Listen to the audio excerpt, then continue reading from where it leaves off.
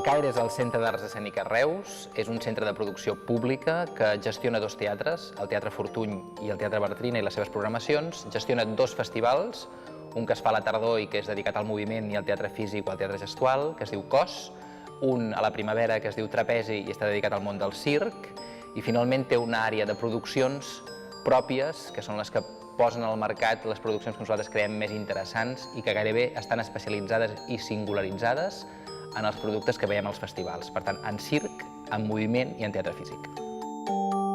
La programació, segons l'espai, té una singularitat o una altra. Per tant, el Teatre Bartrina sempre s'ha singularitzat per ser un teatre que la gent hi va apostar, per tant, no sap el que va veure, és molt més contemporani, molt més d'avantguarda, és música pels joves, és teatre contemporani i és dansa contemporània. El Teatre Fortuny és totalment al contrari. Tenim la possibilitat de jugar amb aquests dos espais i, per tant, aquí buscar teatre molt més comercial per un ampli públic. Això són 800 localitats, el Bartrina en té 400. Aquí venen orquestres simfòniques, venen grans concerts i, sobretot, música i dansa clàssica.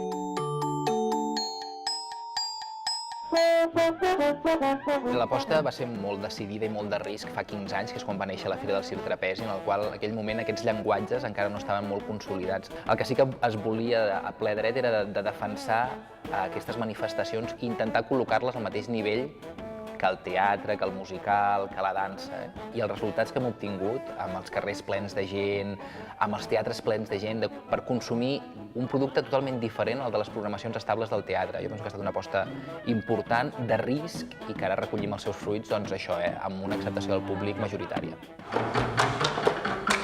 I de cara al futur, el que és important és reforçar aquesta singularitat de les produccions, arribar a normalitzar les programacions habituals dels teatres i col·locar aquests productes amb una programació estable d'un teatre, no pas amb un festival. I l'altre és trobar nous interlocutors a partir d'accions que nosaltres en considerem accions de caire comunitari. Per tant, nosaltres és molt important i hem començat enguany un treball amb els batxillerats artístics i amb els alumnes dels batxillerats artístics de la demarcació de Tarragona. Volem que l'espectador sigui molt actiu. Per tant, que ell rebi abans una línia argumental del què anirà a veure, volem que ho vinguin a veure i volem una resposta d'aquest públic que ens serveixi a nosaltres per encaminar aquest futur o aquest consumidor futur de la cultura a casa nostra. Volem començar a fer, i hem començat enguany a produir teatre familiar de qualitat amb aquesta línia, és a dir, les companyies visiten el centre escolar abans que ells vinguin aquí, venen aquí i després volem un retorn dels escolars dient allò ens ha servit per...